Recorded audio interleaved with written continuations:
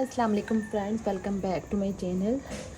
आज मैं आपके लिए लाई हूँ एक न्यू लेक्चर, चैप्टर नंबर 7 का लेक्चर नंबर 7। आज हम देखेंगे reaction pathway diagram for exothermic and endothermic reactions.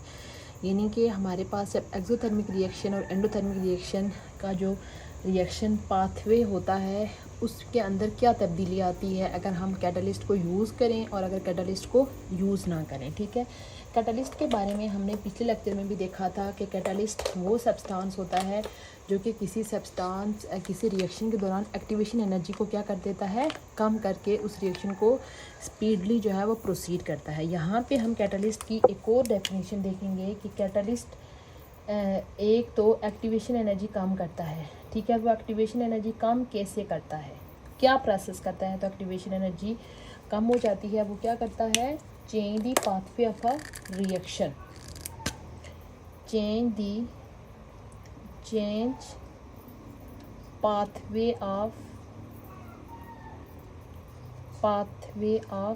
Reaction. यानी कि ये ओवरऑल क्या कर लेता है कि रिएक्शन का पाथवे ही क्या कर लेता है, चेंज कर लेता है।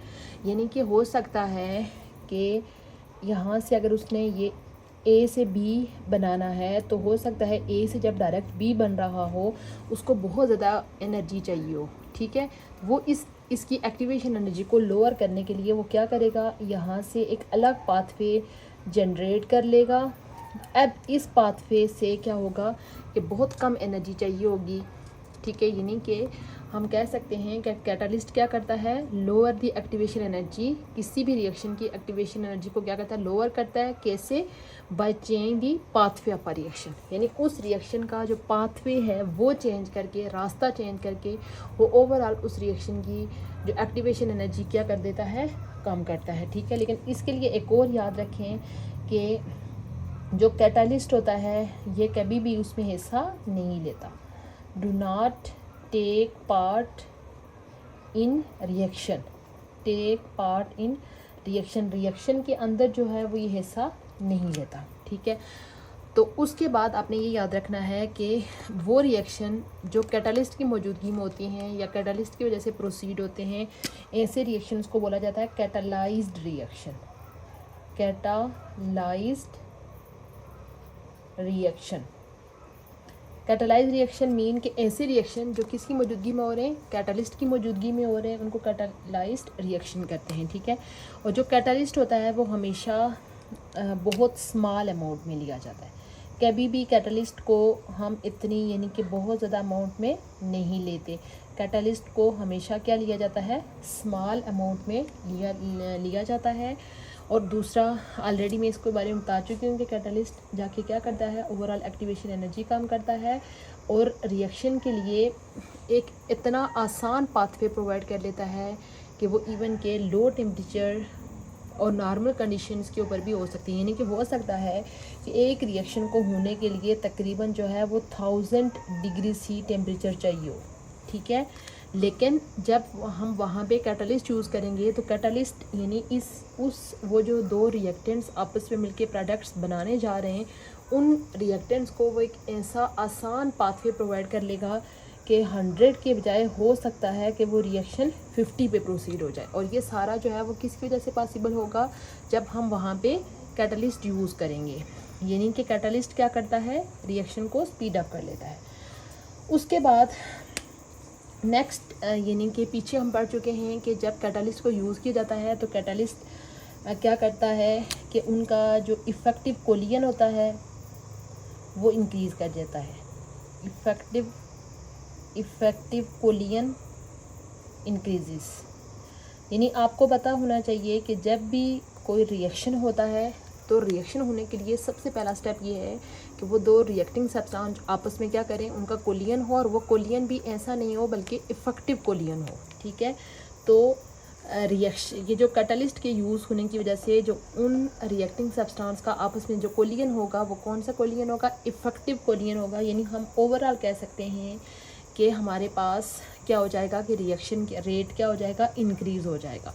रिएक्शन रेट की इंक्रीज़ होने से मुराद ये है कि अगर किसी रिएक्शन ने 2 हार में कंप्लीट होना है, ठीक है, तो या आप समझ लेंगे या हम 24 हार लिख लें तो वो हो सकता है 10 मिनट में कंप्लीट हो जाए। ठीक है, किस वजह से? कैटलिस्ट के यूज़ की वजह से। ठीक है, अब हम दो तरह की जो रिएक्शन एक्सोथर्मिक और एंडोथर्मिक को डिस्कस कर लेते हैं कि उनको अगर कैटलाइज किया जाए तब क्या सिचुएशन होगी, और अगर कैटलाइज नहीं किया जाए तो तब क्या सिचुएशन होगी उनके अंदर। अच्छा, उसके बाद हम यहाँ पे एक नॉर्मल रिएक्शन और एक जो कैटलाइज रिएक्शन है दोनों का डिस्कस करेंगे। सपोज हमारे पास कोई दो रिएक्शंस हो रहे हैं। ठीक है, एक हमारे पास क्या हो रहा है, नॉर्मल रिएक्शन है। ठीक है, नॉर्मल रिएक्शन। नॉर्मल रिएक्शन के लिए जो एनर्जी ऑफ एक्टिवेशन है इसको हम किससे रिप्रेजेंट कर रहे हैं, E1 से। उसके बाद अगर हमारे पास एक दूसरा रिएक्शन है जिसको हम कैटलाइज रिएक्शन बोलेंगे, कैटलाइज्ड रिएक्शन, उसके लिए हम एनर्जी ऑफ एक्टिवेशन को किससे रिप्रेजेंट करेंगे, E2 को रिप्रेजेंट करेंगे। ठीक है, इसके लिए हम दोनों अलग अलग जो है वो दोनों की डायग्राम्स बना लेते हैं। ठीक है, सपोज़ हमारे पास दो चीज़ें जो है वो इस तरह से एक्ट कर रही हैं। इधर हमारे पास क्या है, रिएक्शन टाइम है, एक्स एक्सिस के ऊपर हमने रिएक्शन टाइम दिया हुआ है, और यहाँ पे हमने क्या लिया, ली हुई है chemical energy. Chemical energy. Suppose हमारे पास यहाँ पे क्या है, रिएक्टेंट है, रिएक्टेंट। ठीक है, रिएक्टेंट की ये एनर्जी इनसे मैं डॉट डॉट से रिप्रेजेंट कर रही हूँ। ठीक है, तो इस रिएक्टेंट से क्या हो रहा है, प्रोडक्ट बन रहा है। यानी कि पहला मैं को उस रिएक्शन को शो करूँगी जो कि विदाउट कैटलिस्ट, यानी कैटलाइज्ड होने के बगैर। ठीक है, इस रिएक्शन से हमारे पास क्या हो रहे, प्रोडक्ट बन रहे हैं। ये हमारे पास क्या बन गया, प्रोडक्ट। ये क्या बन गया, प्रोडक्ट। ठीक है, अब देखें प्रोडक्ट की एनर्जी क्या है हमारे पास, ये वाली है इस तरह से, और ये हमारे पास जो रिएक्शन है ये क्या है, विदाउट कैटलिस्ट है, विदाउट कैटलिस्ट। यानी कि ये इसकी एक्टिवेशन एनर्जी कितनी है, यहाँ पे हमारे पास अगर हम देखें तो इसकी एक्टिवेशन एनर्जी E1 इतनी, यानी कि इस रिएक्शन को कैटलिस्ट के बगैर हमारे इतनी एनर्जी चाहिए प्रोडक्ट्स बनाने के लिए। ठीक है, लेकिन अगर हम यहाँ पे कैटलिस्ट यूज़ कर लें तो क्या होगा कि यही जो रिएक्टेंट्स हैं उनकी ये जो एक्टिवेशन एनर्जी जो उनको यहाँ तक चाहिए थी वो डिक्रीज़ हो जाएगी। ठीक है, पहले जैसे ये थी, अब हमारे पास क्या हो जाएगी, E2 इतनी हो जाएगी। किसकी वजह से, कैटलिस्ट की यूज़ की वजह से, विद कैटलिस्ट, विद कैटलिस्ट। ठीक है, ओवरऑल आप देखें इस रिएक्शन को गौर से देखें, यहाँ पे रिएक्टेंट्स की एनर्जी ज़्यादा है, प्रोडक्ट्स की एनर्जी क्या है, कम है। तो ये कौन सा रिएक्शन होता है, एक्सोथर्मिक रिएक्शन। जब हमारे पास रिएक्टेंट, ये हम पीछे भी डिस्कस कर चुके हैं कि रिएक्टेंट्स की एनर्जी जब ज़्यादा होती है प्रोडक्ट्स की कम हो जाती है, क्योंकि यहाँ पे इन्होंने क्या कर लिया होता है, एनर्जी रिलीज़ की होती है। तो ये रिएक्शन हमारे पास कौन सा रिएक्शन है, एक्सोथर्मिक रिएक्शन है, एक्सोथर्मिक रिएक्शन। इस रिएक्शन में आप देख सकते हैं कि कैटलिस्ट के यूज़ करने की वजह से ओवरऑल हमारे पास एक रिएक्शन के अंदर कितना ज़्यादा डिफरेंस आ जाता है, उसकी जो ओवरऑल एक्टिवेशन एनर्जी जो होती है वो बहुत कम हो जाती है। यानी कि इस रिएक्शन में अगर हम इनकी रिएक्टेंट्स और प्रोडक्ट्स की एंथैल्पी को शो करेंगे, प्रोडक्ट से इनकी एंथैल्पी को रिप्रेजेंट किया जाता है HP से। ये हमारे पास रिएक्टेंट है, इसकी एंथैल्पी को शो किया जाता है HR से। तो यहाँ पे अगर हम चेंज देखें, change in enthalpy, change in enthalpy को आपको पता है किससे रिप्रेजेंट किया जाता है, डेल H से रिप्रेजेंट किया जाता है। तो चेंज इन एंथैल्पी क्या होती है, H product minus H reactant. यहाँ पे ओवरऑल जो एंथैल्पी चेंज है उसको अगर हम देखें तो प्रोडक्ट की क्या हो गई है, रिएक्टेंट से कम हो गई है। इस वजह से हमारे पास डेल H क्या आएगी, ओवरऑल नेगेटिव। डेल H क्या आएगी, negative for exothermic reaction, negative for exothermic reaction.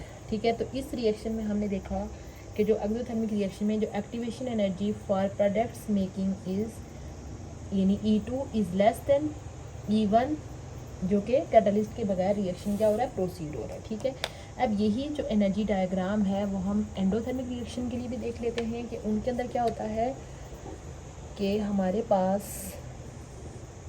इधर हमारे पास क्या है, रिएक्शन टाइम है, और यहाँ पे हमारे पास एनर्जी यानी कि एंथैल्पी है। ठीक है, एंथैल्पी है। ठीक है, तो यहाँ पे सपोज हमारे पास इधर रिएक्टेंट है, रिएक्टेंट, और यहाँ पे प्रोडक्ट्स हमारे पास इधर बन रहे हैं, प्रोडक्ट। अगर हम इस रिएक्शन को देखें without the use of catalyst, तो ये रिएक्शन इस तरह से करके प्रोसीड होगा, इस तरह से करके। ठीक है, ये हमारे पास क्या है, विदाउट कैटलिस्ट है, यानी कोई कैटलिस्ट हमने यहाँ पे यूज़ नहीं किया, विदाउट कैटालिस्ट। हम तो इनकी मैं एनर्जी भी शो कर देती हूँ। प्रोडक्ट्स की यानी जो एंथैल्पी है वो ये है, तो रिएक्टेंट्स की इधर है। तो अब अगर इसी रिएक्शन को जो है वो हम किसकी मौजूदगी में करें, उसकी मौजूदगी में, यानी यहाँ से देखें, ये भी रिएक्टेंट से, यानी उनकी जो एंथैल्पी है यहाँ से यहाँ है E1। ठीक है, इसी रिएक्शन को अगर हम कैटलिस्ट की मौजूदगी में करेंगे तो ये रिएक्शन यहाँ पे प्रोसीड होगा विद कैटलिस्ट, विद कैटलिस्ट। यहाँ से यहाँ इसकी क्या है, ये E2 है। ठीक है, यानी इसको देख के आपको आइडिया हो जाएगा कि कैटलिस्ट की मौजूदगी में ओवरऑल इस रिएक्शन की एक्टिवेशन एनर्जी क्या होगी, कम हो जाएगी, और ये लो एक्टिवेशन एनर्जी भी क्या कर जाएगा, प्रोसीड कर जाएगा। ठीक है, उसके अलावा यहाँ पे ये जो रिएक्टेंट की एंथैल्पी होती है इसको HR से, और जो प्रोडक्ट की एंथैल्पी होती है उसको बोलते हैं HP से। तो यहाँ पे आप देख सकते हैं कि ओवरऑल हमारे पास जो रिएक्टेंट होते हैं उनकी एंथैल्पी कम होती है, लेकिन प्रोडक्ट्स बनने के बाद उनकी एंथैल्पी ज़्यादा होती है, क्योंकि ये हमारे पास किसकी एग्जांपल है, ये एंडोथर्मिक रिएक्शन है। एंडोथर्मिक रिएक्शन के दौरान आपको पता है कि हीट क्या होती है, अब्ज़ॉर्ब होती है, और हीट के अब्ज़ॉर्ब होने की वजह से हमारे पास जो प्रोडक्ट्स होते हैं उनकी एंथैल्पी क्या हो जाती है, इंक्रीज़ हो जाती है। ठीक है, अब अगर हम इस रिएक्शन के लिए डेल H देखें, del H products minus H reactants, यहाँ पे आप देखें प्रोडक्ट्स की ज़्यादा है, रिएक्टेंट्स की कम है, तो ओवरऑल हमारे पास जो डेल H होती है वो क्या आ जाती है, पॉजिटिव आ जाती है in case of endothermic reaction, positive होती है in case of endothermic reaction. ये हम पीछे भी देख चुके हैं कि जो एंडोथर्मिक रिएक्शन होते हैं वहाँ पे जो एनर्जी रिलीज़ होती है उसको पॉजिटिव साइन के साथ देखा जाता है, क्योंकि एनर्जी ऐड होती है, और जो एक्सोथर्मिक रिएक्शन होते हैं उनको एनर्जी को नेगेटिव साइन के साथ शो किया जाता है, क्योंकि वहाँ पे एनर्जी रिलीज़ हो रही होती है। ओवरऑल अगर हम देखें तो आप याद रखें कि जो जितने भी एंडोथर्मिक रिएक्शंस होते हैं उनके लिए हमें हमेशा क्या होती है, हाई एनर्जी की ज़रूरत होती है। ठीक है, endothermic reaction, endothermic reaction require more energy to initiate। Exothermic reaction के लिए एनर्जी की ज़रूरत तो नहीं होती, क्योंकि वहाँ पे वो खुद ब खुद एनर्जी को रिलीज़ कर रहे होते हैं, बट जो एंडोथर्मिक रिएक्शन होते हैं उनको इनिशिएट करने के लिए हमें बहुत ज़्यादा हाई एनर्जी की ज़रूरत होती है। ठीक है, तो हाई एनर्जी होगी तभी ये जो है ये रिएक्शन स्टार्ट हो सकते हैं। ठीक है, यानी कि इन दोनों को, एंडो और एक्सो को कंपेयर करें तो एंडोथर्मिक रिएक्शन जो होते हैं वो always proceed at high activation energy, need high activation energy. ठीक है, इसी वजह से एंडोथर्मिक रिएक्शन जितने भी होते हैं उनके अंदर सूटेबल कैटलिस्ट यूज़ किए जाते हैं, और कैटलिस्ट के यूज़ करने की वजह से क्या होता है कि उनकी एक्टिवेशन क्या होती है, एनर्जी कम हो जाती है। यूज़ ऑफ कैटलिस्ट, कैटलिस्ट का जो यूज़ होता है वो क्या करता है, लोअर EA, ठीक है, एक्टिवेशन एनर्जी को कम कर लेता है and proceed easily and fast. यानी एक्टिवेशन एनर्जी को कम करने के बाद ये जो एंडोथर्मिक रिएक्शन होते हैं बहुत आसानी के साथ और तेज़ी के साथ क्या होते हैं, प्रोसीड होते हैं, किसकी मदद से, with the help of catalyst. ये था हमारा आज का लेक्चर जिसमें हमने एक्सोथर्मिक और एंडोथर्मिक के लिए रिएक्शन पाथवे को डिस्कस किया। उम्मीद करती हूँ आपको आज का लेक्चर अच्छा लगा होगा। इस लेक्चर का समअप कर लेते हैं। तो पिछले लेक्चर में हमने देखा था कि कैटलिस्ट को यूज़ करके रिएक्शन को स्पीड अप किया जाता है, यानी कैटलिस्ट ओवरऑल रिएक्शन के अंदर जाके एक्टिवेशन एनर्जी को कम करते हैं। आज के रिएक्शन में हमने देखा कि असल में ये जो कैटलिस्ट जाके एक्टिवेशन एनर्जी को कम करते हैं वो कम करते कैसे हैं, वो कम कैसे करते हैं, ओवरऑल रिएक्शन का पाथवे चेंज करके, ठीक है। उसके अलावा हमने कैटलिस्ट के बारे में कुछ प्रॉपर्टीज़ देखी कि कैटलिस्ट होते हैं वो रिएक्शन के अंदर पार्टिसिपेट नहीं करते और इनको हमेशा स्मॉल अमाउंट में यूज़ किया जाता है और ये जाके रिएक्टिंग सब्सटेंस के कोलियन को क्या करते हैं, इंक्रीज़ करते हैं। फिर उसके बाद हमने एक्सोथर्मिक और एंडोथर्मिक के लिए दो रिएक्शन का कंपैरिजन किया। एक वो रिएक्शन जो कि कैटलिस्ट की मौजूदगी में हो रहा है उसको कैटलाइज्ड रिएक्शन बोलते हैं और उसकी एक्टिवेशन एनर्जी को E2 से रिप्रेजेंट किया, और एक वो रिएक्शन जो कि कैटलिस्ट के बगैर हो रहा है उसकी एक्टिवेशन एनर्जी को E1 से रिप्रेजेंट किया। उसके लिए फिर हमने एंडो और एक्सो दोनों रिएक्शन की डिटेल में एक्सप्लेनेशन की और हमने देखा कि कैटलिस्ट की मौजूदगी की वजह से दोनों रिएक्शन जो होते हैं वो उनकी एक्टिवेशन एनर्जी लोअर हो जाती है और वो स्पीडली जो है वो प्रोसीड होते हैं। और ओवरऑल हमने एक ये चीज़ भी देखी कि जो एंडोथर्मिक रिएक्शंस होते हैं उनको इनिशिएट करने के लिए हाई एनर्जी की ज़रूरत होती है और वो जो हाई एनर्जी की डिमांड है उसको कैसे कम किया जा सकता है, with the use of catalyst. ये था हमारा आज का लेक्चर। उम्मीद करती हूँ आपको आज का लेक्चर अच्छा लगा होगा। इंशाल्लाह बहुत जल्द मैं न्यू टॉपिक के साथ हाजिर होंगी। तब तक के लिए अल्लाह हाफिज़।